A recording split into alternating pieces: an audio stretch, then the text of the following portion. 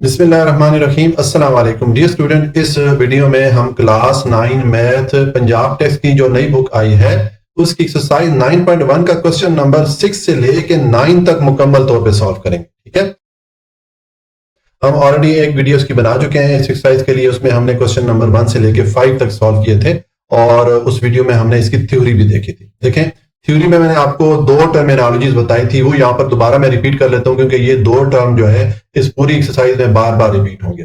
एक आपको मैंने बताया था कोरिस्पॉन्डिंग एंगल्स के। कोरिस्पॉन्डिंग एंगल कौन से होते हैं कि अगर आपके पास इस तरह दो फिगर दी जाए, ठीक है, तो इन फिगर में जो आमने सामने वाले एंगल होते हैं उनको हम कोरिस्पॉन्डिंग एंगल कहेंगे। मिसाल के तौर पे ये देखें, दो फिगर हैं, ये दो ट्राइंगल हैं, इसमें यहां पर ये वाला जो एंगल है ये 90 डिग्री का है, ठीक है, और ये वाला एंगल भी 90 डिग्री का है, ठीक है। 90 डिग्री का एंगल का साइन वैसे इस तरह बॉक्स की सूरत में बनाया जाता है, तो आप यहाँ पर इस तरह बॉक्स सा बना लीजिएगा। मैंने इस तरह ये कर्व सा बना लिया जो कि सही नहीं है, ठीक है। आपने इस तरह बॉक्स सा बना देना, यहाँ पर भी इस तरह बॉक्स सा बना देना, ठीक है। तो ये जो है दोनों 90 डिग्री का एंगल हो गया, ठीक है। ये आपस में एक दूसरे के कोरिस्पॉन्डिंग है या एक दूसरे के आमने सामने है, यानी कि एंगल बी और एंगल सी आपस में कोरिस्पॉन्डिंग एंगल कहलाएंगे। इसी तरह ये 90 के सामने ये वाला जो एंगल डी है ये कोरिस्पॉन्डिंग होगा इस फिगर में 90 के सामने इस एंगल ए के। ये दोनों एंगल आपस में कोरिस्पॉन्डिंग एंगल या एक दूसरे के आमने सामने वाले एंगल कहलाएंगे। और पीछे ये एंगल सी और एंगल एफ ये आपस में कोरिस्पॉन्डिंग एंगल कहलाएंगे, ठीक है। तो ये तो हो गया कोरिस्पॉन्डिंग एंगल। अब कोरिस्पॉन्डिंग साइड कौन सी होगी? देखिए, कोरिस्पॉन्डिंग साइड का मतलब भी यही है कि आमने सामने वाली साइड दोनों फिगर के। मिसाल के तौर पे ये 90 का एंगल है, इसके सामने ये वाली जो साइड है ये कौन सी वाली साइड है? 90 के सामने वाली साइड जो होती है वो हाइपोटेन्यूज या वितर वाली साइड कहलाती है। तो इसके कोरिस्पॉन्डिंग इस फिगर में कौन सी होगी? इस 90 के सामने ये वाली जो साइड आ रही है, इसमें ये हाइपोटेन्यूज है और यहाँ पर ये हाइपोटेन्यूज है, तो ये दोनों आपस में कोरिस्पॉन्डिंग साइड कहलाएंगे, एक दूसरे के आमने सामने वाली साइड कहलाएंगे। इसी तरह ये वाली साइड जो है बी सी ये कोरिस्पॉन्डिंग हो जाएगी इस साइड के ई एफ के, और ये जो बेस वाली साइड है ए बी ये कोरिस्पॉन्डिंग हो जाएगी इस ट्राइंगल में, ये जो बेस इसकी आ रही है डी ई के, ठीक है। तो ये दो चीजें आपने ध्यान में रखनी है, कोरिस्पॉन्डिंग एंगल और कोरिस्पॉन्डिंग साइड। अब हम क्वेश्चन शुरू करते हैं। A man who is 1.8 metre tall, के एक आदमी इस तरह खड़ा है, ठीक है, उसकी ऊंचाई है 1.8 मीटर, ठीक है। Cast a shadow of 0.76 metre in length. ये आदमी इस तरह खड़ा है, यहां से सूरज लग रहा है, ठीक है, तो इसकी जो शेडो बन रहा है, इसकी जो लेंथ बन रही है ये 0.76 मीटर है, ठीक है। इसकी अपनी लंबाई 1.8 मीटर है और इसका जो साया पड़ रहा है उसकी जो लंबाई है वो 0.76 मीटर है, ठीक है। At the same time a telephone pole cast 3 metre shadow, और उसी टाइम पे यहां साथ में एक टेलीफोन का पोल है या टेलीफोन का खंबा है, ठीक है। इसका जो साया है या इसका जो शेडो है उसकी जो लेंथ है 3 सेंटीमीटर, ठीक है। फाइंड द हाइट ऑफ पोल, तो हमें ये जो पोल है इसकी हाइट या ऊंचाई मालूम करनी है, ठीक है। तो हमने ये जो साइड ई एफ है इसकी लेंथ मालूम करनी है, इसको मैं एक्स के इक्वल रख लेता हूं कि हमें इस एक्स की वैल्यू मालूम करनी है, ठीक हो गया। तो अब देखें, ये जो हमारे पास दो ट्राइंगल है, अगर हम इन दोनों ट्राइंगल को सिमिलर प्रूफ कर लें, एक जैसी हम इनको प्रूफ कर लें, तो फिर हम इनकी जो कोरिस्पॉन्डिंग साइड होंगी या आमने सामने वाली साइड होंगी उनकी रेशियोज को हम इक्वल रख सकेंगे और वहां से हम इस एक्स की वैल्यू मालूम कर सकेंगे, ठीक है। तो अब ये जो दोनों ट्राइंगल है इनको हम सिमिलर किस तरह प्रूफ कर सकते हैं? अगर इनकी जो एंगल की वैल्यूज है तीनों ये अगर हम बराबर प्रूफ कर लें या इनको हम इक्वल प्रूफ कर लें, तो देखें, पहले तो ये वाली जो ट्राइंगल छोटी है इसमें यहाँ पर ये 90 डिग्री का एंगल है, यहाँ पर भी 90 डिग्री का एंगल है, ये दोनों एंगल आपस में कोरिस्पॉन्डिंग एक दूसरे के सामने हैं और आपस में इक्वल है, ये तो हमने इक्वल प्रूफ कर लिया। उसके बाद यहाँ पर देखें, हमें क्वेश्चन बताया गया था कि ये सेम टाइम पे दोनों के एंगल, ये आदमी जो उधर खड़ा है और ये जो पोल है ये सेम टाइम पे दोनों की ये शेडोज यहाँ पर आ रही, दोनों के साए सेम टाइम पर है। इसका मतलब है कि यहां से जो सूरज पड़ रहा है दोनों पे सेम एंगल पे है, तो ये जो एंगल दोनों के लिए बन रहे हैं ये फिर दोनों फिगर में सेम हो गए, क्योंकि सूरज का एक ही टाइम है और एक ही सीध में सूरज दोनों पे पड़ रहा है, तो ये दोनों एंगल भी फिर सेम हो गए। इसका मतलब ये हो गया कि ये जो छोटी वाली ट्राइंगल है इसका ये जो एंगल ए है इसके कोरिस्पॉन्डिंग ये बड़ी वाली ट्राइंगल में जो एंगल डी है ये दोनों आपस में वैल्यू में बराबर होंगे, और इस तरह फिर ये एंगल सी और एफ जो है ये आपस में कोरिस्पॉन्डिंग एंगल या एक दूसरे के आमने सामने वाले एंगल बन रहे हैं, ये भी वैल्यू में बराबर होंगे। तो मतलब क्या हो गया कि ये जो दोनों ट्राइंगल हैं इनमें तीनों एंगल्स की वैल्यूज आपस में इक्वल हैं, आपस में बराबर है, ठीक है। तो इसलिए मैंने लिख दिया as the corresponding angles are equal, कि चूंकि इन दोनों ट्रायंगल में कोरिस्पॉन्डिंग एंगल या एक दूसरे के आमने सामने वाले एंगल आपस में वैल्यूज में बराबर है, तो हम कहेंगे बोथ ट्रायंगल ABC यानी कि ये वाली triangle ABC and triangle DEF यानी कि ये वाली ट्रायंगल, ये आप आर सिमिलर, ये आपस में एक जैसी है, आपस में सिमिलर है। हम इक्वल नहीं कहेंगे, हम सिमिलर कहेंगे, एक जैसी है, ठीक है। देयरफॉर इसका मतलब है कि अब इनकी जो कोरिस्पॉन्डिंग साइड है उनकी रेशोज को भी हम इक्वल रख सकते हैं, ठीक है। तो अब देखिए मैं इसकी कोरिस्पॉन्डिंग साइड को रेशो की सूरत में या फ्रैक्शन की सूरत में लिखूंगा, तो अब इनकी कोरिस्पॉन्डिंग साइड को पहचानना जरूरी होता है। तो देखें मैंने लिखा है measurement of DE divided by measurement of EB। देखें ये हमारे पास बड़ी बड़ी ट्रायंगल है, इसमें ये 90 का एंगल है, तो इसमें ये बेस वाली साइड बन रही है DE, ठीक है, और ये छोटी वाली ट्रायंगल में ये बेस वाली साइड बन रही है AB। तो ये आपस में एक दूसरे के कोरिस्पॉन्डिंग है या एक दूसरे के आमने सामने है, तो हम इन दोनों को फ्रैक्शन की सूरत में लिख देंगे, ठीक है। उसके बाद मैंने लिख दिया measurement of EF divided by measurement of BC। देखें ये अगर आप बड़ी ट्रायंगल देखें तो ये इसका परपेंडिकुलर बन रहा है, ठीक है, जिसको कि हमने x के इक्वल रखा है, तो ये वाली साइड कोरिस्पॉन्डिंग बनेगी ये छोटे वाली ट्रायंगल में ये जो परपेंडिकुलर वाली साइड है BC के इसके। तो मैंने इन दोनों साइड को देखें measurement of EF divided by measurement of BC, इन दोनों को भी मैंने फ्रैक्शन की सूरत में लिख दिया। पीछे ये वाली साइड रह जाती है, तो इनको भी यहां पर हम फ्रैक्शन की सूरत में लिख सकते हैं, ये मेजरमेंट ऑफ AC और मेजरमेंट ऑफ FD को लिख सकते हैं, या मेजरमेंट ऑफ DF इसको कह सकते हैं आप, ठीक है।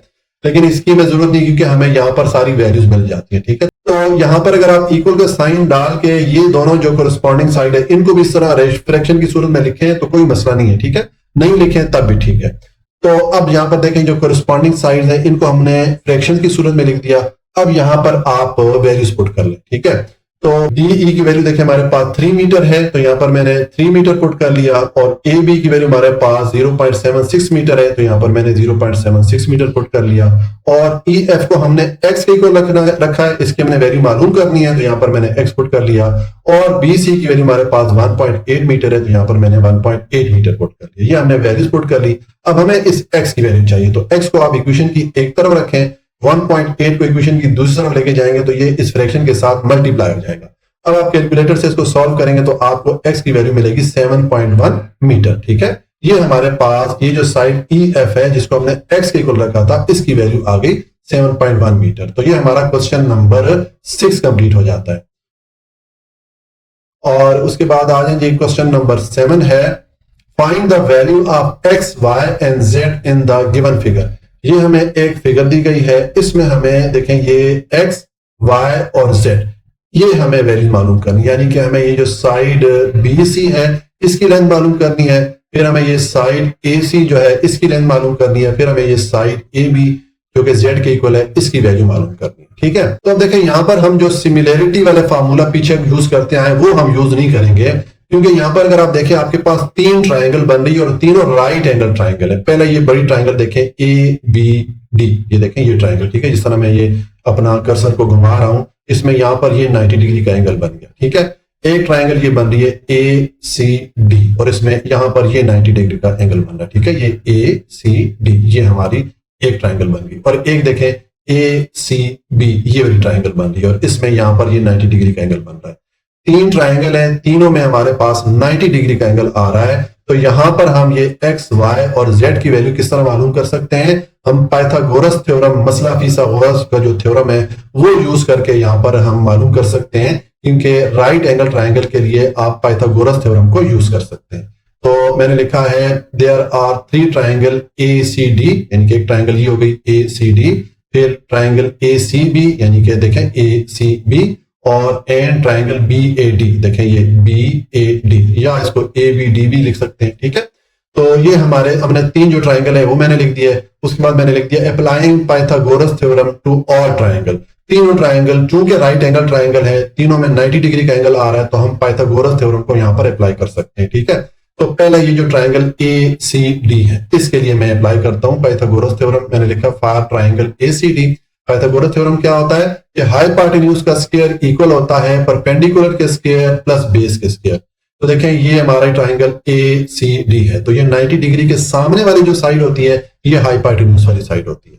तो ये मैंने देखें ये AD ये वाली जो साइड है इसका स्क्वायर इक्वल रख दिया मैंने एक ये CD के स्क्वायर के प्लस ये AC के स्क्वायर के, ये हमारा हाइपोटेन्यूज का स्क्वायर इक्वल हो गया परपेंडिकुलर के स्क्वायर प्लस बेस के स्क्वायर के, ठीक है। या आप इसको बेस का स्क्वायर प्लस परपेंडिकुलर का स्क्वायर भी कह सकते हैं, ठीक है।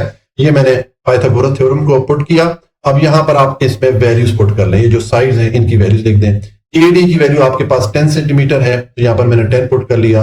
CD की वैल्यू आपके पास 6 सेंटीमीटर है, यहां पर मैंने 6 पुट कर लिया। AC जो है y के इक्वल है, तो यहां पर मैंने y पुट कर लिया। अब आप स्क्वायर ले लें, 10 का स्क्वायर लेंगे 100 आएगा, 6 का स्क्वायर लें 36 आएगा, y का स्क्वायर लेंगे y2 हो जाएगा। अब y2 को आप एक तरफ रखें, 36 को दूसरी तरफ लेके जाए तो ये 100 में से माइनस हो जाएगा, ठीक है, क्योंकि यहाँ पर प्लस था, दूसरी तरफ गया तो माइनस हो गया। 100 में से 36 माइनस करेंगे तो 64 आ जाएगा, ठीक है। अब हमें y की वैल्यू चाहिए, ठीक है। तो हम क्या करेंगे, हम दोनों साइड का स्क्वायर रूट ले लेंगे। जब आप स्क्वायर रूट लेंगे तो ये y के ऊपर जो स्क्वायर आ रहा है, ये स्क्वायर और स्क्वायर रूट ये आपस में एक दूसरे को कैंसिल कर लेंगे, क्योंकि स्क्वायर रूट या अंडर रूट की अपनी वैल्यू 1/2 होती है, तो 1/2 इस 2 से मल्टीप्लाई कैंसिल आउट हो जाएगा, तो हमारे पास y रह जाएगा। और ये 64 का स्क्वायर रूट हमारे पास 8 आता है, ठीक है, क्योंकि 64 को हम 8 के स्क्वायर की फॉर्म में लिख सकते हैं, तो इसका स्क्वायर भी स्क्वायर रूट के जो सिंबल है उसके साथ कैंसिल हो जाएगा, तो 8 हमारे पास रह जाएगा। तो ये हमारे पास y की वैल्यू आ गई है 8 सेंटीमीटर, यानी कि ये जो साइड है इसकी लेंथ तो हमारे पास आ गई है। अब हम ये जो ट्राइंगल है ACB इसको यूज करते हैं और यहां पर भी पाइथागोरस थ्योरम को अप्लाई करते हैं, ठीक है।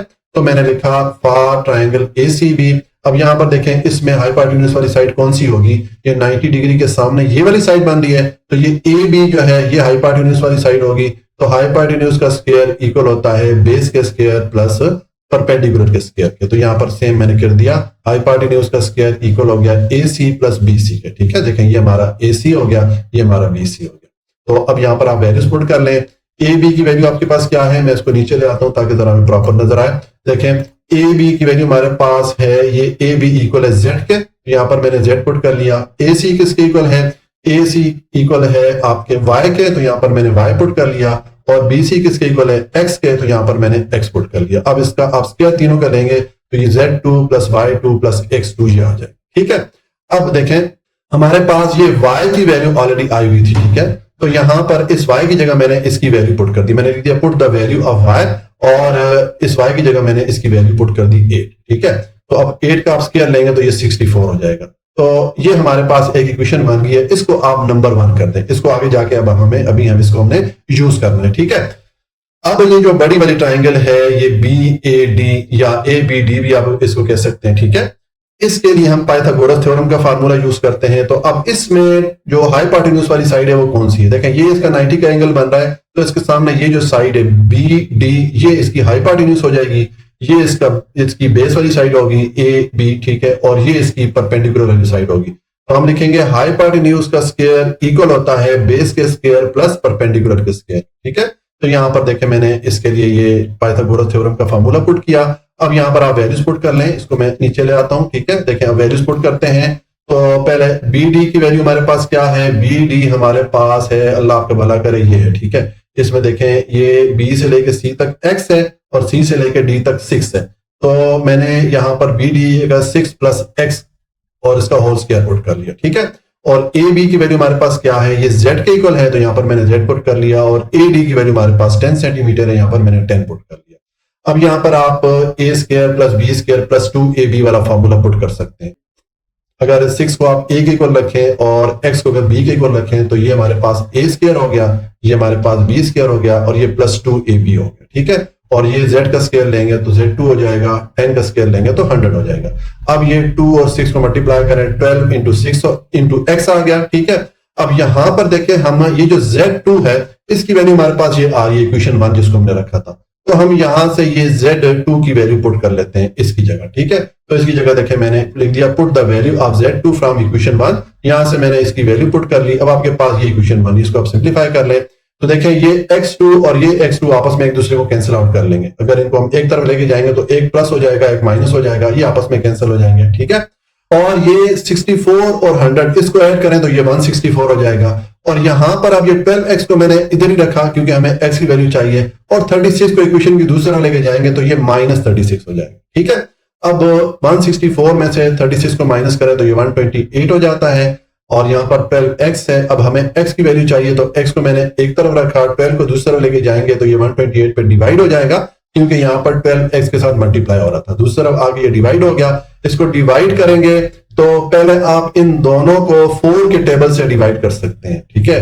4 का टेबल 128 पे डिवाइड होगा 32 टाइम, और 12 पे 4 का टेबल डिवाइड होगा 3 टाइम। आपने यहाँ पर क्रॉस करके ये वैल्यूज लिख देनी है, ठीक है। जो 32 और 33 मैंने यहाँ पर डायरेक्ट वैल्यू लिखी है, ये आपने पहले यहाँ पर इस तरह क्रॉस डाल के दोनों वैल्यूज लिख देनी है, ठीक है। अब आपके पास ये वैल्यू आ गई x इज इक्वल टू 32/3। तो ये आपके पास इम्प्रॉपर फ्रैक्शन है। इसको अगर आप मिक्स फ्रैक्शन में कन्वर्ट करेंगे तो आपके पास ये वैल्यू बनेगी। देखिए मैं इसको कन्वर्ट करके आपको बता देता हूं। देखें ये 32 पे आप 3 को डिवाइड करें तो ये 10 टाइम डिवाइड होगा, 3 × 10 30 हो जाएगा। 32 में से 10 को माइनस करें तो रिमाइंडर 2 आ जाता है। तो इसको हम लिख सकते हैं 10^2/3। देखिए इसको जब मिक्स फ्रैक्शन में कन्वर्ट करेंगे तो ये वैल्यू हमारे पास आ जाएगी, ठीक है। और साथ में यूनिट आ गया सेंटीमीटर। तो ये हमने इस x की वैल्यू मालूम कर ली, ठीक है। और y की वैल्यू हमने ऑलरेडी मालूम की थी। अब हम ये जो z है इसकी वैल्यू मालूम कर सकते हैं। तो उसके लिए हम क्या कर सकते हैं कि ये जो हमने इक्वेशन 1 यहाँ पे बनाई थी, इस इक्वेशन को यहाँ पर आप पुट करें और इसमें आप जो x की वैल्यू आपने मालूम की है ये वाली वैल्यू आप पुट कर ले, ठीक है। तो ये मैंने इक्वेशन 1 को लिखा और नेक्स्ट मैंने इस x की जगह ये जो इसकी वैल्यू, ये मैंने जो 32/3 है इसको मैंने पुट कर दिया, क्योंकि अगर इसको पुट करेंगे तो उसको वापस हमें इस तरह इम्प्रॉपर फ्रैक्शन में लेके आना था। तो मैंने ये 32/3 को पुट कर लिया x की जगह, ठीक है। अब आप इसका स्क्वायर लेंगे तो ये 32 का स्क्वायर लेंगे तो 1024 आएगा और 3 का स्क्वायर लेंगे 9 आ जाएगा। अब ये आपके पास दो वैल्यूज बन रही है, ये फ्रैक्शन की सूरत में है, तो इनको सॉल्व करने के लिए आप इनका एलसीएम ले रहे हैं। इनका एलसीएम क्या आएगा, यहाँ पर ये नीचे वाला जो डिजिट या डिनोमिनेटर 9 है तो यही इसका एलसीएम हो जाएगा, ठीक है।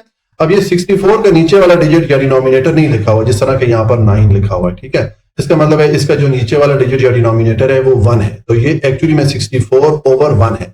उस 1 से आप इस 9 को डिवाइड करेंगे तो ये करेगा इसको डिवाइड 9 टाइम। उस 9 को आप 64 से मल्टीप्लाई करें तो 576 आ जाता है, और ये वाला 9 इस 9 को डिवाइड करेगा 1 टाइम। उस 1 को आप 1024 से मल्टीप्लाई करेंगे तो सेम वैल्यू आएगी। अब आप इन दोनों वैल्यूज को आपस में जमा करें तो ये आपके पास 1600 डिवाइडेड बाय 9 आ जाता है, ठीक है। तो ये हमारे पास Z2 की वैल्यू आ गई। हमें Z की वैल्यू चाहिए तो हम ये स्क्वायर खत्म करेंगे, उसके लिए आप दोनों साइड का स्क्वायर रूट ले लें। तो मैंने दोनों साइड का स्क्वायर रूट ले लिया, ठीक है। अब आप ये स्क्वायर रूट और ये जो Z का स्क्वायर आ रहा है आपस में एक दूसरे को कैंसिल आउट कर लेंगे, और यहाँ पर 1600 को आप 40 के स्क्वायर की फॉर्म में लिख सकते हैं, 9 को आप 3 के स्क्वायर की फॉर्म में लिख सकते हैं। अब ये जो दोनों स्क्वायर आ रहे हैं ये भी स्क्वायर रूट के सिंबल्स के साथ कैंसिल आउट हो जाएंगे, तो हमारे पास Z की वैल्यू आ गई 40/3, ठीक है। अब आप ये जो आपके पास इम्प्रॉपर फ्रैक्शन आ रही है इसको भी जब कन्वर्ट करेंगे मिक्स फ्रैक्शन में या मखलूत कसर में तो ये वैल्यू आएगी। देखिए मैं आपको दिखा देता हूँ, ये देखें, ये आप 40 पे 3 को डिवाइड करें 13 टाइम डिवाइड होगा, 13 3 39 हो जाएगा। 40 में से 39 माइनस करें तो 1 रिमाइंडर आ जाएगा, तो इसको हम लिख सकते हैं 13/1/3। सेम मैंने यहाँ पर लिख दिया, तो ये हमारे पास Z की वैल्यू भी आ गई। तो ये हमने जो तीनों वैल्यू मालूम की है x y z की, ये हमारे पास आ गई। यहाँ तक भी अगर आप सॉल्व कर लेते हैं तो आपका क्वेश्चन ठीक है। फिर यहाँ पर नीचे उनको जरा तरतीब से लिख दिया ताकि एग्जामिनर को देखने में या समझने में आसानी हो, ठीक है। तो ये मैंने x, y और z तीनों जो वैल्यूज मालूम की थी उनको मैंने यहाँ पर दोबारा लिख दिया। इस तरह ये हमारा क्वेश्चन नंबर 7 कंप्लीट हो जाता है जी। अब क्वेश्चन नंबर 8 है, ये है draw N isosceles trapezoid ABCD। हमें एक ट्रेपेजॉइड या एक ट्रेपीजियम बनाना। ट्रेपीजियम कौन सा होता है, जिसमें के दो जो उसकी साइड होती हैं आपस में इस तरह पैरेलल होती हैं, ठीक है, और जो दो साइड होती हैं वो आपस में पैरेलल नहीं होती, लेकिन ये जो दो साइड होती हैं इनकी लेंथ आपस में इक्वल होगी, ठीक है। और ये जो पैरेलल साइड होती हैं इनकी लेंथ आपस में इक्वल नहीं होती, ठीक है। तो इस तरह की फिगर जो है ट्रेपीजियम या ट्रेपेजॉइड फिगर कहलाती है। तो हमें इस तरह एक ट्रेपीजियम वाली फिगर पहले ड्रॉ करनी है, जिसमें के AB और CD यानी कि ये जो दो लाइन हमने लगानी है AB और CD, इनको हमने पैरेलल या मुतवाजी रखना है। और फिर हमने draw diagonal AC and BD। हमने ये जो दो पॉइंट है A और C, इनको लाइन के थ्रू इस तरह डॉटेड लाइन के थ्रू मिलाना है। इसको डायगोनल कहते हैं। ये जो लाइन जो दो कॉर्नर या दो कोनों को मिलाती है जो लाइन, उसको डायगोनल की लाइन कहते हैं, ठीक है। तो हमने एक लाइन इधर लगानी है और एक लाइन हमने ये BD के दरमियान लगानी है। हमने दो डायगोनल वाली लाइन लगा लेनी है, ठीक है। उसके बाद हमने क्या करना है, और ये जो दोनों डायगोनल वाली लाइन है ये पॉइंट E पे एक दूसरे को इंटरसेक्ट करती है, ठीक है। ये हमारा पॉइंट E है जहां पर के ये दोनों जो लाइन है एक दूसरे को क्रॉस कर रही है, ठीक है। हमने क्या करना है, prove that triangle ABE is similar to triangle CDE। अब जब हमने ये डायगोनल वाली लाइन लगाई तो हमारे पास दो ट्राइंगल बन जाती है। एक देखें ये ए बी ई, ये ट्राइंगल बन रही है, ठीक है। और एक देखें ये डी सी ई, ये वाली ट्राइंगल बन रही है ऊपर। तो हमने ये प्रूव करना है कि ये दोनों ट्राइंगल आपस में सिमिलर हैं, एक जैसी, ठीक है। और यहां पर हमें ये जो साइड है ए बी, इसकी लेंथ बता दी गई है 8 सेंटीमीटर, और जो सी डी है इसकी लेंथ बता दी गई है 4 सेंटीमीटर, और जो साइड ए ई है यानी कि ये वाली साइड, इसकी लेंथ हमें बता दी गई है 3 सेंटीमीटर। हमने मालूम फिर क्या करना है, फाइंड करना है जो लाइन जो लेंथ है सी ई, यानी कि ये वाली जो साइड है इसकी लेंथ भी मालूम करनी है। तो यहां पर हमने दो काम करने हैं। एक ये जो दो ट्राइंगल्स बनी है इनको सिमिलर प्रूफ करना है, एक जैसा प्रूफ करना है। फिर हमने ये जो ट्राइंगल में ये वाली जो साइड है सी ई, इसकी वैल्यू मालूम करनी, ठीक है। तो पहले तो हम ये जो ट्रेपीजियम है इसको ड्रॉ करेंगे। अगर आप स्टेप बाय स्टेप चलेंगे जिस तरह आपको मैं बताता हूं तो बहुत आसान है, कोई भी इसमें मुश्किल वाली बात नहीं है। सबसे पहले आप क्या करें, draw two parallel line A B 8 centimetre और सी डी 4 सेंटीमीटर, क्योंकि यहां पर हमें ए बी और सी डी की जो है ना वैल्यू बता दी गई है। तो ये मैंने एक लाइन लगाई ए बी, ये 8 सेंटीमीटर हो गई, ठीक है। आपने एग्जैक्ट, जाहिर है पेपर में आपने एग्जैक्ट इस तरह क्या कहते हैं स्केल रख के 8 सेंटीमीटर और 4 सेंटीमीटर को नहीं करना, बस आपने रफ, मतलब ये हमारा 8 सेंटीमीटर वाली लाइन हो गई और इसके पैदल हमने ये वाली लाइन लगा दी 4 सेंटीमीटर। पहला हमने ये काम कर लिया कि दो लाइन हमने पैदल लगा ली, एक 8 सेंटीमीटर और एक 4 सेंटीमीटर। फिर हमने क्या किया, join A D and B C. तो आपने फिर ये जो ए डी वाली लाइन है इसको ज्वाइन, ये जो दो पॉइंट है इनको ज्वाइन कर लेना है, और बी सी ये जो दो पॉइंट आ रहा है इनको ज्वाइन कर लेना है। तो आपके पास देखें ये 4 साइड की ट्रेपीजियम बन जाती है, ठीक है। तो ये हमारे पास A B C D is the required trapezium, ये ट्रेपीजियम तो बन गई, ठीक है। अब नेक्स्ट आपने क्या करना है, आप ये जो पॉइंट ए है इसको सी से मिलाएं, ये एक लाइन लगाएं, ये डायगोनल वाली लाइन कहलाएगी क्योंकि ये दो कॉर्नर या दो कोनों को मिला रही है, ठीक है। और फिर आप ये वाली डायगोनल लाइन लगा दें, यानी कि जो पॉइंट बी और सी को मिलाएगी, ये दो कॉर्नर को मिला रही है, ये दो हमने डायगोनल की लाइन लगा लेनी है। तो मैंने लिख दिया join A C and B D diagonal crossing each other at point E, ये दो आपने डायगोनल की लाइन लगा लेनी है जो कि इस पॉइंट ई पे एक दूसरे को क्रॉस करेंगे। ये ए सी को हमने मिलाया, ये हमने बी डी को मिलाया, तो यहां पर इन्होंने ये पॉइंट ई पे एक दूसरे को क्रॉस कर लिया, ठीक है। अब नेक्स्ट स्टेप हमने ये करना है कि देखिए यहाँ पर मुख्तलिफ एंगल बन रहे हैं, एक एंगल यहाँ पर बन रहा है, ये मुख्तलिफ एंगल बन रहे हैं। तो इन एंगल्स को आपने नाम दे देने, इनको आप लेबल कर दें, इनको नाम दे दें। मैंने लिख दिया लेबल द एंगल। देखें ये जो एंगल बी बन रहा है यहां से मैंने शुरू किया, ये एंगल 1 हो गया, इसको मैंने एंगल 2 कर दिया, इसको मैंने एंगल 3, ये 4, इसको 5 और इसको 6। ये जितने एंगल बन रहे थे सबको मैंने लेबल कर दिया, सबको मैंने नाम दे दी, ठीक है। ये हमारा चौथा स्टेप हो गया। तो अब देखें जब हमने ये 4 स्टेप परफॉर्म किए तो हमारे पास दो ट्राइंगल बन गए। एक ये ट्राइंगल ए बी ई, ये ट्राइंगल बन गई, और एक ये ट्राइंगल सी डी ई, ये वाली बन गई। तो हमने प्रूफ करना है कि ये दोनों ट्राइंगल आपस में सिमिलर है। एक हमने ये प्रूफ करना है, और फिर हमने इस ट्राइंगल में ये जो साइड है सी ई, इसकी लेंथ मालूम करनी है, ठीक है। तो अब ये जो हमारे पास दो ट्राइंगल आ रही है, इसमें जो एंगल है देखें उनको हम इक्वल प्रूफ करते हैं। किस तरह मैं आपको बताता हूं, पहले मैं इस फिगर को थोड़ा नीचे ले जाता हूं। देखें मैंने लिखा है in triangle A B E और ट्राइंगल सी डी ई। जो ट्राइंगल ए बी ई है ये वाली ट्राइंगल, और ये जो ट्राइंगल सी डी ई है ये वाली ट्राइंगल, इनमें एंगल 1 इक्वल होगा एंगल 3 के, यानी कि ये वाला एंगल इक्वल होगा इस एंगल के। क्यों? क्योंकि ये दो पैरेलल लाइन को ये डायगोनल या ये वाली लाइन मिला रही है, ठीक है। तो हम पीछे पढ़ के आए कि जब दो पैरेलल लाइन को एक लाइन के जरिए मिलाया जाए तो वो जो लाइन उन दो पैरेलल लाइन को मिलाती है उसके ऑपोजिट साइड पे जो एंगल बनते हैं, जैसे कि यहाँ पर देखें ये एंगल बन रहा है जिसको हमने 3 किया था, और इसकी ऑपोजिट साइड पे ये एंगल 1 बन रहा है, ठीक है। ये दोनों ऑपोजिट साइड पे बन रहे हैं इस लाइन के, ठीक है। तो ये जो दो एंगल हैं ये अल्टरनेट एंगल कहलाते हैं और ये वैल्यू में बराबर होते हैं।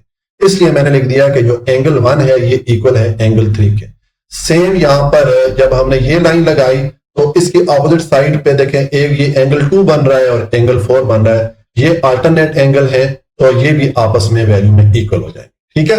और उसके बाद देखें ये जो दो एंगल बन रहा है ये 5 और 6, ये वर्टिकली ऑपोजिट एंगल कहलाते हैं। अगर आप दो लाइन इस तरह लगाएंगे जो कि एक दूसरे को क्रॉस करें तो उनके ऑपोजिट साइड पे जो एंगल बनते हैं जो वर्टिकली ऑपोजिट होते हैं वो भी वैल्यू में बराबर होते हैं। तो हम कह सकते हैं एंगल 5 और एंगल 6 भी आपस में इक्वल है।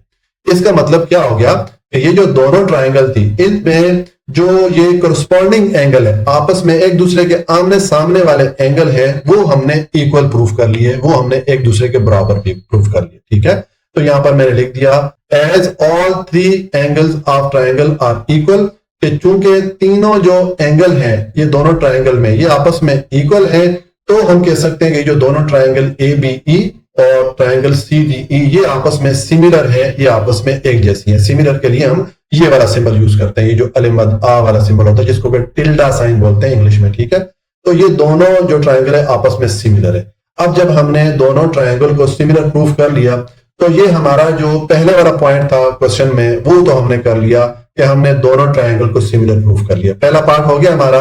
अब दूसरा हमने ये जो सी ई वाली साइड है इसकी लेंथ मालूम करनी है, तो उसके लिए हम ये करते हैं ये जो दो ट्राइंगल है इनको मैं थोड़ा नीचे ले आता हूं। ये जो दो ट्राइंगल बन रही है इनकी जो कोरस्पॉन्डिंग साइड है या आमने सामने वाली साइड है, उनकी रेशो उनको हम फ्रैक्शन की सूरत में लिख लेते हैं। तो चूंकि ये दोनों ट्राइंगल सिमिलर है, इसका मतलब है कि इसकी कोरस्पॉन्डिंग साइड की जो रेशोज होगी वो भी इक्वल होगी। ये हम पीछे पढ़ के आए थे। ठीक है, तो देखें यहां पर मैंने लिख दिया hence the ratios of their corresponding side are equal, के चूंकि ये दोनों ट्राइंगल इक्वल हैं तो फिर ये इनकी जो कोरस्पॉन्डिंग साइड की रेशियोज होंगी वो भी इक्वल होंगी। ठीक है, ये हम पिछला जो हमने वीडियो की थी रिकॉर्ड उसमें हमने डिटेल से इसको पढ़ा था। तो अब मैं इनकी जो कोरस्पॉन्डिंग साइड की रेशियोज है वो लिख लेता हूं। ठीक है, देखें मैंने यहां पर लिखा है measurement of A B divided by measurement of C D. देखिए अगर आप यहां पर ये दोनों ट्राइंगल पे आए, इस ट्राइंगल की ये जो साइड है ये कोरस्पॉन्डिंग होगी दूसरी वाली जो ट्राइंगल है इस साइड की सी डी की, क्योंकि ये आमने सामने वाली साइड बन रही है। ठीक है, तो हम कहेंगे ये दोनों जो साइड है आपस में कोरस्पॉन्डिंग है, तो इसलिए इन दोनों साइड को मैंने देखें फ्रैक्शन की सूरत में या बटा की सूरत में लिख दिया। उसके बाद मैंने मेजरमेंट ऑफ ए ई और सी ई, देखें ये मेजरमेंट ऑफ ए ई यानी कि ये वाली साइड ये कोरस्पॉन्डिंग होगी किसके, ये इस दूसरी वाली ट्राइंगल में ये जो साइड आ रही है सी ई इसके कोरस्पॉन्डिंग होगी। ठीक है, तो हमने ए सी ओवर ई सी ये हमने दोनों को भी फ्रैक्शन की सूरत में या कसर की सूरत में लिख दिया। ठीक है, और पीछे अगर आप देखें तो ये वाली साइड ये डी ई और ये वाली साइड ई बी ये रह जाती हैं, तो इनको भी हम इस तरह फ्रैक्शन की सूरत में लिख सकते हैं, लेकिन इनकी हमें जरूरत नहीं है क्योंकि हमें जो वैल्यूज चाहिए वो यहां से मिल जाएंगी। ठीक है, तो मैंने ये लिख दिया। अब यहां पर आप वैल्यूज पुट कर लें। ए बी की वैल्यू देखें आपके पास 8 सेंटीमीटर है, यहां पर मैंने 8 पुट कर लिया। सी डी की वैल्यू आप देखें आपके पास 4 सेंटीमीटर है, तो यहां पर मैंने सी डी की जगह 4 पुट कर लिया। और ए ई की वैल्यू अगर आप देखें तो मैं इसको बल्कि नीचे ही ले आता हूं ताकि बार बार इसको ऊपर ना जाना पड़े, ये मैं इधर ले आता हूं। देखें ए ई की वैल्यू हमारे पास क्या है, ये ए ई है, इसकी वैल्यू हमारे पास 3 सेंटीमीटर है, तो इधर 3 पुट कर लिया। और ये सी ई यानी कि ये वाली साइड हमने मालूम करनी है, तो ये मैंने एज इट इज लिख दी। अब आपके पास ये जो इक्वेशन बनी है इसको आप क्रॉस मल्टीप्लाई कर लें। सी ई को इस 8 के साथ मल्टीप्लाई कर लें, 4 को आप 3 से मल्टीप्लाई कर लें, तो ये 4 3 मल्टीप्लाई करके 12 हो जाएगा। और यहां पर ये जो 8 आ रहा है इस सी ई वाली साइड के साथ जो मल्टीप्लाई हो रहा है, इसको इक्वेशन की इस तरफ लेके आएंगे तो ये इस 12 पे डिवाइड होगा। ठीक है, अब आप जब इसको कैलकुलेटर से डिवाइड करेंगे तो आपके पास जो सी ई यानी कि ये वाली साइड है इसकी वैल्यू आ जाएगी 1.5 सेंटीमीटर। तो इस तरह ये हमने इस साइड की लेंथ भी मालूम कर ली और हमने ये जो दो ट्राइंगल बनी थी इनको हमने सिमिलर भी प्रूफ कर लिया था। तो ये हमारा क्वेश्चन नंबर 8 कंप्लीट हो जाता है। अच्छा जी, अब क्वेश्चन नंबर 9 है, a regular octagon has its side length decrease by a factor of 1/√2। देखिए हमारे पास एक डॉट कैगन फिगर है। डॉट कैगन कौन सी फिगर होती है, ऐसी क्लोज फिगर जिसकी के 12 साइड हो, 12 साइड इसकी होती है। जैसे देखें ये एक साइड, ये दूसरी साइड, ये तीसरी साइड, ये सारी कैलकुलेट करेंगे तो ये इसकी 12 साइड बन जाती है। तो इस किस्म की फिगर को डॉट कैगन कहते हैं। ठीक है, तो हमें यहां पर क्या करना है, हमें ये जो इसकी साइड की लेंथ है, हर साइड की लेंथ को ये जो फैक्टर की वैल्यू दी गई है इस इतने फैक्टर की वैल्यू से हम इसको कम करना है। ठीक है, तो ये तो भी आपको बताता हूं कि हम किस तरह काम करेंगे। If the perimeter of the original octagon is 72 centimetre, अगर हमारे पास जो ओरिजिनल डॉट कैगन है उसकी जो पेरीमीटर या अहाता की वैल्यू है वो 72 सेंटीमीटर हो। पेरीमीटर कौन सी वैल्यू होती है, किसी भी क्लोज फिगर की सारी साइड्स को अगर हम आपस में जमा करें तो हमारे पास जो पेरीमीटर या अहाता है उसकी वैल्यू आती है। तो हमारे पास जो ओरिजिनल डॉट कैगन फिगर है उसकी पेरीमीटर की वैल्यू ये है। ठीक है, हमने क्या करना है, what is the side length of scale octagon. तो हमने जब ये जो ओरिजिनल हमारे पास डॉट कैगन है इसकी हर साइड को 1/√2 फैक्टर से जब डिक्रीज करेंगे तो इसका मतलब है इसकी हर साइड की लेंथ छोटी हो जाएगी, तो हमारे पास एक छोटी डॉट कैगन की फिगर बनेगी। तो हमने वो जो छोटी डॉट कैगन की फिगर बनेगी उसकी हर साइड की लेंथ कितनी होगी ये हमने मालूम करनी है। ठीक है, अब हम इसको सॉल्व करते हैं। अच्छा, हमारा जो आंसर आएगा वो जो बुक में आंसर दिया गया है उससे मैच नहीं कर रहा। ठीक है, बुक में आई थिंक गलत आंसर है, जो करेक्ट आंसर है वो ये वाला होगा। अगर आप इस बुक की जो आपके पास ड्राफ्ट वर्जन आया था वहां पर आंसर देखें तो वो करेक्ट है। ठीक है, लेकिन जब इस बुक को फाइनलाइज किया गया अब इसमें जो आंसर लिखा गया है वो गलत है। तो अब इसको हम सॉल्व करते हैं। देखें, number of side of octagon, मैंने आपको बताया कि जो डॉट कैगन है उसकी जो साइड होती है वो 12 होती है या 12 होती है, ये मैंने लिख दिया। पेरीमीटर की वैल्यू में दे दी गई है 72 सेंटीमीटर। हम फर्ज करते हैं कि उसकी जो एक साइड है डॉट कैगन की ये x के इक्वल है, तो मैंने लिख दिया let one side is equal to x। ठीक है, अब देखें हमारे पास पेरीमीटर की वैल्यू है, तो पेरीमीटर क्या होता है मैंने आपको बताया, पेरीमीटर होता है सम ऑफ ऑल साइड। ठीक है, तो ये मैंने पेरीमीटर की वैल्यू लिख दी 72 सेंटीमीटर, और यहां पर एक साइड अगर x के इक्वल है तो सारी साइड 12 है, तो सबको ऐड करेंगे तो हमारे पास सम ऑफ ऑल साइड कितना आ जाएगा, 12x आ जाएगा। ठीक है, यानी कि पेरीमीटर इक्वल हो गया सम ऑफ ऑल साइड के। अब यहां पर हम x की वैल्यू मालूम करते हैं, तो x को आप एक तरफ रखें और 12 को दूसरी तरफ लेके जाएंगे तो ये 72 पे डिवाइड हो जाएगा। 72 पे डिवाइड करेंगे तो ये 6 सेंटीमीटर आएगा। आपने इस तरह क्रॉस करके बताना, ये 12 1 12 कर लेना है, 12 6 72 कर लेना। ठीक है, यहाँ पर आपने क्रॉस करके वैल्यू दिखानी है। तो आपके पास x की वैल्यू आ गई, या एक साइड की जो लेंथ है जो ओरिजिनल डॉट कैगन है उसकी आपके पास लेंथ आ गई है 6 सेंटीमीटर। अब हमसे ये क्वेश्चन में कहा गया है कि ये जो हमारे पास इसकी एक साइड की लेंथ है हर साइड को हमने इस फैक्टर से डिक्रीज करना है।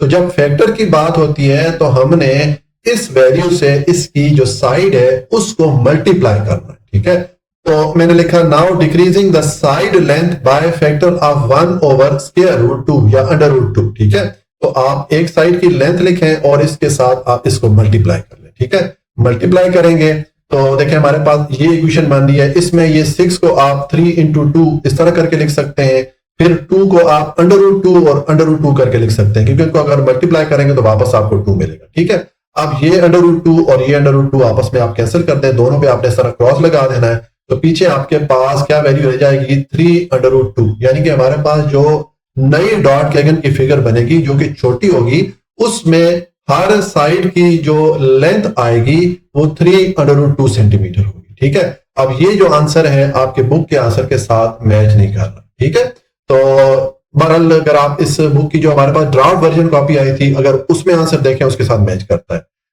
ठीक है, तो करेक्ट आंसर मेरे हिसाब से ये है। तो इस तरह ये हमारा क्वेश्चन नंबर 9 कंप्लीट हो गया और इसके साथ एक्सरसाइज 9.1 भी कंप्लीट हो गई। अगर आपको कोई भी पॉइंट समझ में नहीं आया हो तो आप कमेंट में पूछ लीजिएगा। वीडियो को लाइक, सब्सक्राइब और शेयर जरूर कर लीजिएगा, क्योंकि ये वीडियोस बनाने के लिए बहुत ज्यादा मेहनत लगती है और आपकी सपोर्ट की जरूरत है। अपना बहुत ख्याल रखिएगा। अल्लाह की अमान में।